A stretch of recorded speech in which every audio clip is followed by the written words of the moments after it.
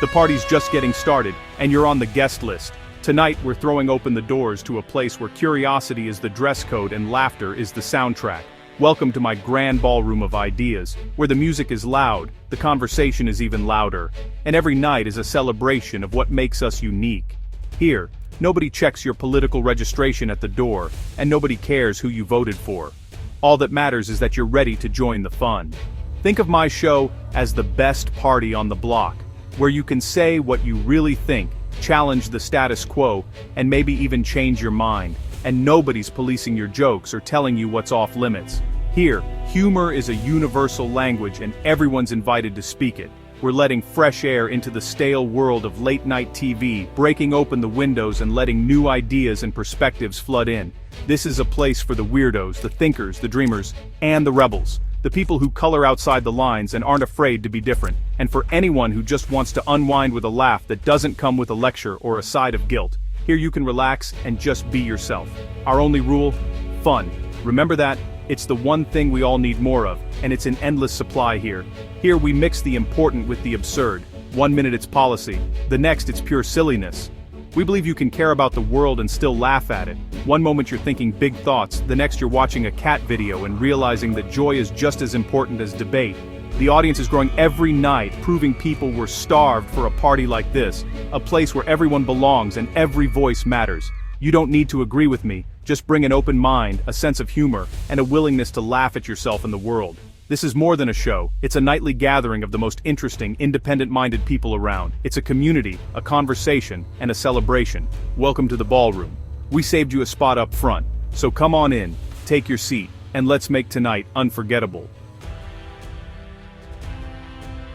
What's our secret? We remembered the golden rule of any good party guests want to have a good time. Other late-night shows became about appeasing networks and passing political purity tests. Our ballroom is about real conversation, sometimes messy, always unpredictable. My guests aren't reading from a script. We interrupt, disagree, and make fun of each other's outfits. It's like hanging out with your actual friends, not watching a staged performance. We're not afraid to go off script or admit when we don't know something. The other shows play the same sad song. We change the station. Our playlist is wild, our jokes bridge divides, and we're here to make you laugh so hard, you forget to be angry. This is a refuge from the scolds, a place for individuals, not tribes. No sacred cows. We poke fun at everyone, including ourselves. It's free thought, free speech, and absurdity, all in one. Other shows want you to think like them. We just want you to think and laugh. It's a strange time in late-night TV. Ballrooms are closing, lights are going out. Colbert's show ended. Guests got tired of the same speech every night. Even after midnight packed it in. The old model is breaking. Viewers have more choices and are leaving the stuffy clubs for livelier parties. Even the remaining hosts feel the pressure. Audiences want to be entertained, not indoctrinated. When a show becomes about reinforcing a worldview, instead of making everyone laugh, it loses its magic. This shakeup is healthy. Competition forces everyone to be better. You have to earn your viewers every night. The ballrooms that closed refused to change the music or invite new people in.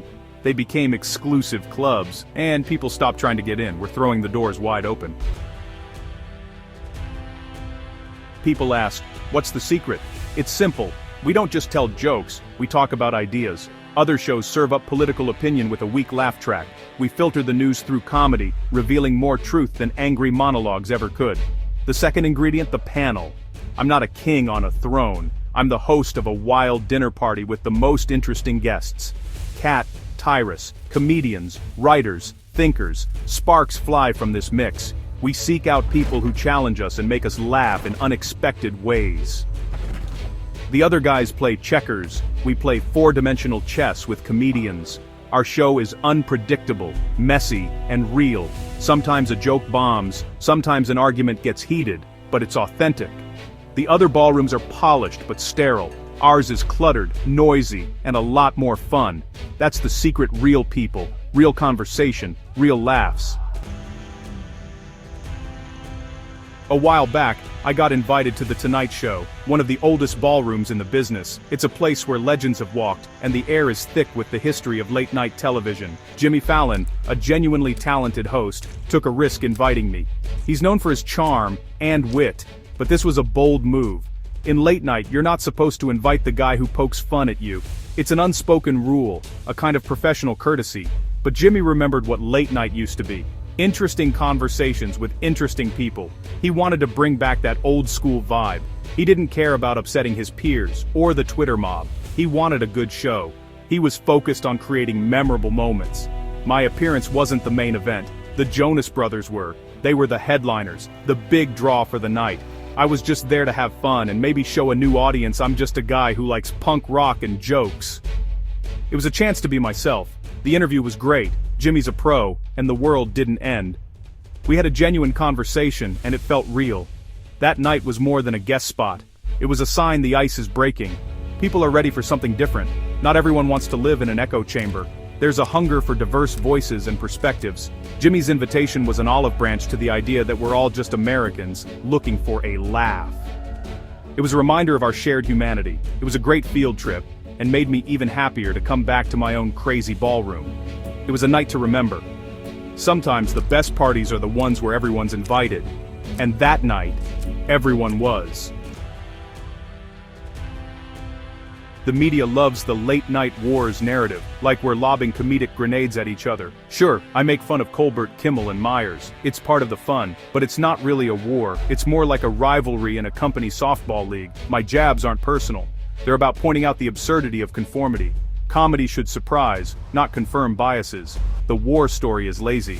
The real issue is the product predictable, sanctimonious, and worst of all, boring.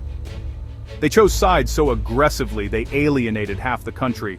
I saw an opening, people tired of being lectured by celebrities. My show offered an alternative.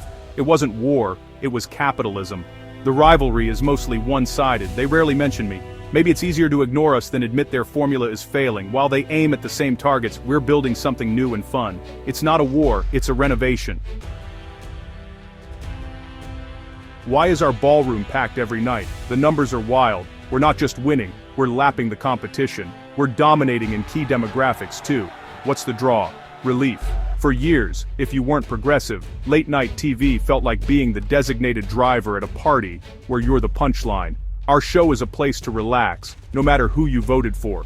It's a collective sigh of relief for millions. People are tired of negativity and outrage. We acknowledge the chaos, but we laugh at it instead of crying. Humor is survival. Our show is a nightly dose of that medicine. We're not polished or perfect. We're misfits who got a TV show. We say what we think, and the only wrong thing is being boring. Viewers know when they're being pandered to. They come to our ballroom for the real, unfiltered deal. Here we are at the end of the night. The band's still playing and the doors are wide open. The energy is electric and the atmosphere is inviting. It's the kind of place where everyone feels welcome, no matter who they are. No velvet rope, no bouncer. I don't care who you are or who you voted for. This is a space where labels don't matter and everyone is free to be themselves. If you want to hear a different point of view and laugh at the world and yourself, you belong here.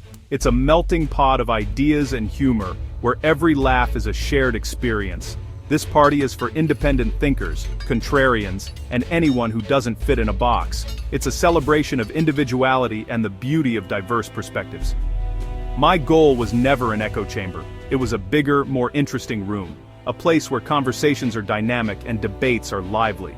The best comedy happens when different perspectives collide. It's in those moments of unexpected connection that the magic truly happens. If you're tired of being told what to think, come on in. This is a place where your voice matters and your thoughts are valued.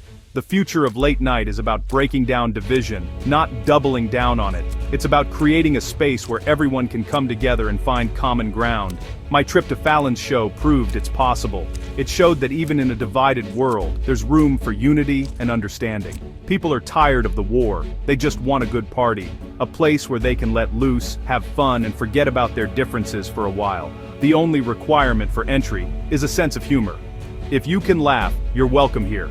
Tune in, see what the fuss is about. You might even laugh at a joke you're not supposed to. It's all part of the fun.